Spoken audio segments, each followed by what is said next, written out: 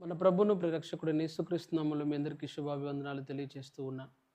ప్రతిదినము క్రిస్టాలజీ అనే అంశాన్ని బట్టి పాత నిబంధనలు యేసుక్రీస్తు ప్రభువారు ఏ విధంగా నిక్షిప్తమై ఉన్నారనో విషయాలను మనం తెలుసుకుంటూ ఉన్నాం. ఈ క్రమంలో ఈ దినము ప్రాముఖ్యంగా ప్రసంగి గ్రంథము నుంచి యేసుక్రీస్తు ప్రభువారు ఏ విధంగా నిక్షిప్తమై ఉన్నారనే విషయాన్ని తెలుసుకునే ప్రయత్నం చేద్దాం ప్రియులారా.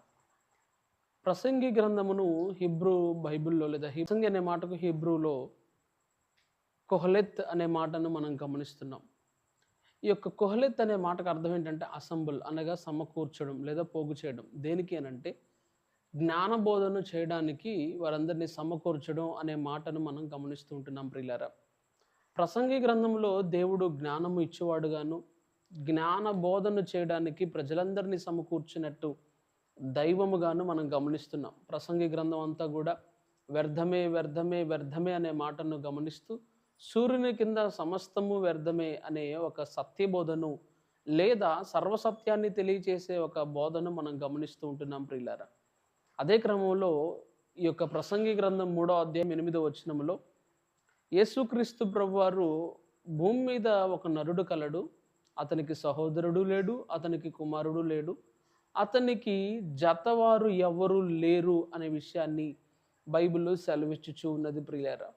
ఎవరి గురించి ఈ మాట రాయబడి ఉన్నది అని అంటే యేసుక్రీస్తు ప్రభువారి గురించి రాయబడి ఉన్నది. దేవుడు మనుషునికి సాటి అయిన సహాయాన్ని చేయడానికి దేవుడు భర్తకు భార్యను, భార్యకు భర్తను దేవుడు చేసి ఉన్నాడు. అయితే బైబిల్ క్లియర్గా ఒక విషయాన్ని తెలియచేస్తుంది. ఒంటరి అయిన నరుడు ఒకడు ఉన్నాడు, అతనికి సాటి అయిన లేదా జత లేదు అనే విషయాన్ని బైబిల్ తెలియచేస్తుంది. అంటే ఇండైరెక్ట్గా భూమి మీద ఒక మనుషునికి ఆయనకు లేదా ఆ వ్యక్తికి భాగస్వామ్యము ఉండదు. భర్త అయితే భార్య ఉండదు, భార్య అయితే భర్త ఉండదు. ఇక అంతటితోనే ఆగిపోలేదు. ఆ నరుడు ఒంటరివాడు, అంటే అతనికి సహోదరుడు కూడా లేడు. సహోదరుడు అనగా ఒకే జన్మము, ఒకే తండ్రి ఒకే తల్లి ద్వారా పుట్టిన వారిని మనము సహోదరులు అని పిలుస్తూ ఉంటాం. మనకందరికీ తెలుసు యేసుక్రీస్తు ప్రభువారు పరిశుద్ధాత్మ వలన కన్యయగు మరియ గర్భమున ధరింపబడ్డారు. సో ఆ మాటకు అర్థం ఆ మాటకు అర్థం ఏంటి అని అంటే ఒక వ్యక్తి పరిశుద్ధాత్మ ద్వారా జన్మింపబడితే మరలా అటువంటి వ్యక్తి ఇంకొకరు ఎవరైనా జన్మిస్తే అప్పుడు వారిద్దరు కూడా సహోదరులు అనేది మనందరం కూడా జ్ఞాపకం ఉంచుకోవాల్సిన విషయం. అయితే if that is a case, యేసుక్రీస్తు ప్రభువారు పరిశుద్ధాత్మ వలన కన్యయగు మరియ గర్భమున ధరింపబడితే అటువంటి విధానంలో ఈ భూమి మీదకి జన్మించిన వ్యక్తి వేరొకరు లేరు. అందును బట్టి యేసుక్రీస్తు ప్రభువారికి సహోదరుడు కూడా లేరు. ఒకటి, యేసుక్రీస్తు ప్రభువారికి భార్య లేదు. చాలామంది రకరకాలైన సిద్ధాంతాలు, అపోహలు ఈ రోజుల్లో చాలా చలామణి అవుతున్నాయి. యేసుక్రీస్తు ప్రభువారికి భార్య ఉంది, పిల్లలు ఉన్నారు అని కూడా ఇటువంటి చెడ్డ వార్తలు బురద జల్లే మతోన్మాదులు కూడా లేకపోలేదు ప్రియులారా. రెండవదిగా యేసుక్రీస్తు ప్రభువారికి సహోదరులు లేరు. సహోదరులు ఏ రకంగా లేరు అని అంటున్నానంటే ఆయన ఏ విధంగా ఈ లోకానికి పరిశుద్ధాత్మ వలన వచ్చి ఉన్నారో వేరొక సహోదరుడు ఆయన వలె రాలేదు కనుక ఆయనకు సహోదరుడు లేడు అనే విషయాన్ని గమనించాలి. కేవలం ఈ కోణంలో తప్ప మరి ఏ కోణంలో కాదు ప్రియులారా. మూడవదిగా అక్కడ లేఖన భాగంలో చూడగలిగినట్లయితే అతనికి కుమారుడు లేడు, అంటే అతనికి వివాహం అవ్వదు, అతనికి బిడ్డలు ఉండరు అనే విషయాన్ని తెలియచేస్తూ ఉంది బైబిల్. సో ఎవరి గురించి ఈ మాటలు చెప్పబడినవి? ఒకడు నరుడు ఉన్నాడు, ఆయనకి జతవారు లేరు, ఆయనకి కుమారుడు లేడు, ఆయనకి సహోదరుడు కూడా లేడు అనే విషయాన్ని బైబిల్ తెలియజేస్తూ ఉంది.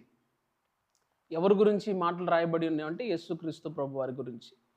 ఆయనకి భార్య లేరు, ఆయనకి బయలాజికల్ ఫాదర్ లేరు. అంత మాత్రమే కాదు, యేసుక్రీస్తు ప్రభువారికి సహోదరుడు, కుమారుడు ఏ ఒక్కరు కూడా లేరు. ఈ విషయాలు యేసుక్రీస్తు ప్రభువారి ద్వారా రుజువైనట్లుగా గమనిస్తుంటున్నాం. రెండవదిగా మనం ఆలోచన చేయగలిగినట్లయితే ప్రసంగి గ్రంథంలో యేసుక్రీస్తు ప్రభువారు ఈ భూమి మీద ఉన్న జీవితం అంతా వ్యర్థమే, నిత్యజీవం ఒకటి ఉంది, ఆ నిత్యజీవానికి వెళ్ళడమే, ఆ నిత్యజీవంలోనే అసలైన పరమార్థం ఉంది, భూమి మీద సమస్తం వ్యర్థమే, ఎన్ని చదువులు చదివినా వ్యర్థమే, ఎంత వైభవంగా బ్రతికినా వ్యర్థమే, ఈ భూమి మీద ఉన్న ఈ ఉనికి అంతా వ్యర్థమే అని బైబిల్ తెలియజేస్తుంది. మరి అంతా వ్యర్థమైనప్పుడు అసలు జీవితం ఎందుకు ఇచ్చాడు దేవుడు? అంతా వ్యర్థమైనప్పుడు అసలు బ్రతుకెందుకు ఇచ్చాడు? అంతా వ్యర్థమైనప్పుడు అసలు జీవిత చక్రాన్ని ఎందుకు దేవుడు ఉంచాడు అనంటే, అసలైన పరమార్థం తెలుసుకోవాలని.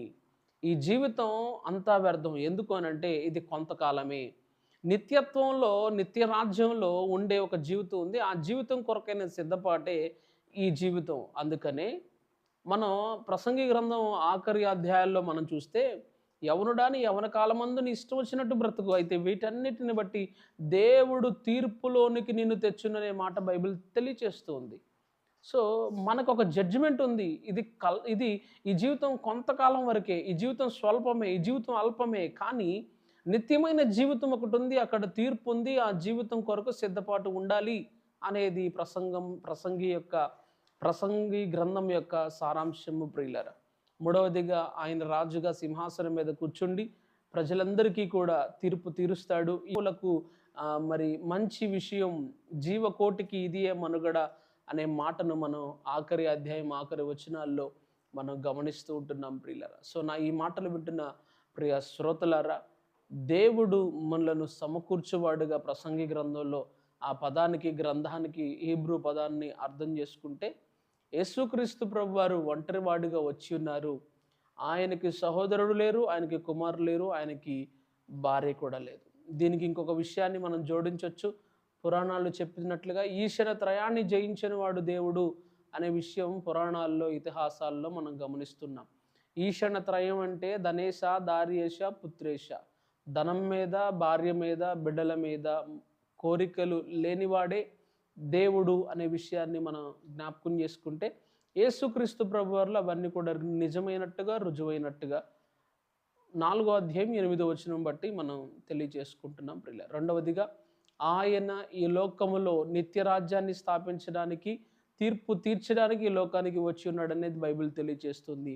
దేవుడి ఇట్టి మాటలు మన వినికిడిలో దీవించును గాక. ఆమేన్. తలలు వంచినట్లయితే ప్రార్థన. పరిశుద్ధాత్మ దేవునికి వందనాలు, స్తోత్రాలు చెల్లించుకుంటున్నాను తండ్రి. ఈ రాత్రిక ఈ యొక్క దినాన్న మాతో మీరు మాట్లాడిన విధానాన్ని బట్టి వందనాలు. మీ యొక్క లేఖనాల భాగాల్లో నుంచి ప్రభా మీ ఉనికిని మేము తెలుసుకుంటూ ఉంటుండగా ఇటు కృపను, ధన్యతను మాకు ఇచ్చినందుకు వందనాలు. ఇంకా ఈ సర్వసత్యాన్ని తెలుసుకొనలేని వారికి సర్వసత్యం తెలియబడినట్లుగా నీ కృపను దయచేయమని యేసుక్రీస్తు నామమున అడిగి వేడుకుంటున్నాను తండ్రి. ఆమేన్. God bless you.